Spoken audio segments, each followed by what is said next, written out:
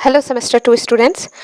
तो BSc math semester 2 के लिए एक another most important previous year question लेकर आई हूँ, जो कि बहुत बार यूनिवर्सिटी एंड कॉलेज के एग्ज़ाम में रिपीट हो चुका है, तो इसको भी आप कर लीजिए।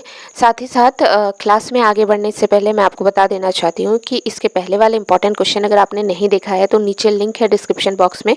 जैसे ही आप उस लिंक को क्लिक करोगे पूरा प्लेलिस्ट खुल जाएगा, उसको सेव कर लीजिएगा। साथ ही साथ आप लोगों का एक पेपर है सोशल अवेयरनेस फॉर सेमेस्टर 2, उस प्लेलिस्ट का लिंक भी आपको डिस्क्रिप्शन बॉक्स में मिल जाएगा। तो आप दोनों प्लेलिस्ट को अच्छी तरीके से सेव करके सीक्वेंस वाइज पढ़ना शुरू कर दीजिए। अगर आप चैनल से नहीं जुड़े हो तो चैनल को सब्सक्राइब कर लीजिएगा, वीडियो को लाइक कर दीजिएगा, शेयर कर दीजिएगा। ठीक है, देखिए क्वेश्चन क्या है। क्वेश्चन है find the image of the point हमारे पास है 1,3,4 इन द प्लेन, और प्लेन का इक्वेशन क्या दिया है 2x - y + z + 3 = 0। अब इसी इक्वेशन को ऐसे भी घुमा के दे सकता है कि 2x + z + 3 = y। ठीक है, सेम है, कन्फ्यूजन में आपको नहीं पढ़ना है। मतलब ये इक्वेशन ऐसे भी दिया हुआ रह सकता है, दोनों सेम है।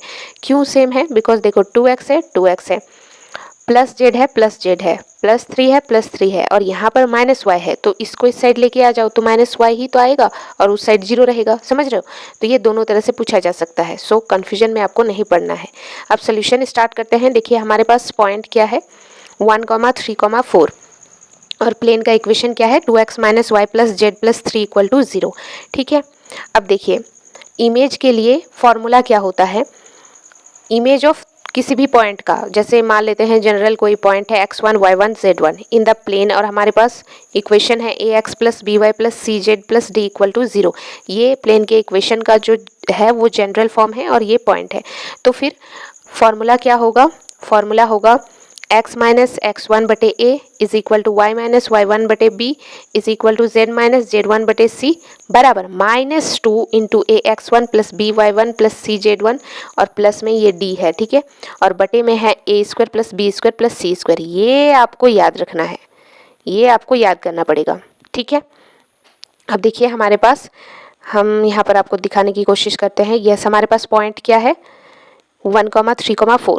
तो ये हमारा x1, ये हमारा y1 और ये हमारा z1 है, यानी x1 1 है, y1 3 है, z1 4 है। ठीक है, अच्छा a b c d की बात करूँ तो यहाँ पर a जो है 2 है, b जो है -1 है, c जो है 1 है, बिकॉज z के साथ कुछ भी मल्टीप्लाई में नहीं है, मतलब 1 है, और d के पास 3 है, मतलब d = 3 है। ठीक है, बस अब फॉर्मूला में यहाँ पर हमने पुट कर लिया और इसको यहाँ पर आराम से सॉल्व कर लिया है। आप यहाँ पर देख सकते हो। ठीक है, ये -3 और +3 कैंसिल आउट।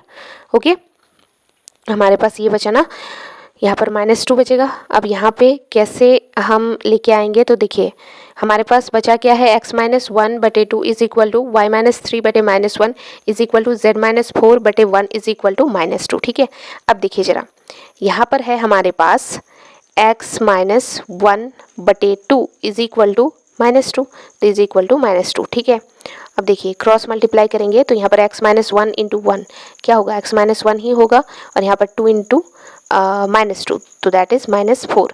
फिर x = क्या हो जाएगा, -4 है, -1 उस साइड जाएगा तो +1, तो x = -3। तो देखो x = हमारे पास -3 है, ये देखो। उसी प्रकार से अब हम y का वैल्यू निकालते हैं। कैसे निकालेंगे? देखो हमारे पास क्या है y - 3 बटे -1 = -2, तो -2। अब आगे देखना, क्रॉस मल्टीप्लाई करेंगे तो ये y - 3 ही रहेगा, और ये हो जाएगा -1 × -2 दैट इज +2, और y = यहाँ पर 2 है, और ये -3 उस साइड जाएगा तो +3, तो अल्टीमेटली y = 5। तो y = 5, तो देखो यहाँ पर y = 5 ही निकला। अब हम z का मान निकालेंगे, तो देखो z क्या है, z - 4 बटे 1 = क्या हो जाएगा, -2। ठीक है, देखो जरा क्या है, z - 4 बटे 1 बराबर क्या दिया है, -2। आगे सॉल्व करेंगे, इसके नीचे 1 है तो मल्टीप्लाई करेंगे तो z - 4 = 1 × -2, z = यहाँ पर -2 है, -4 को साइड भेजेंगे तो +4, तो z = +2।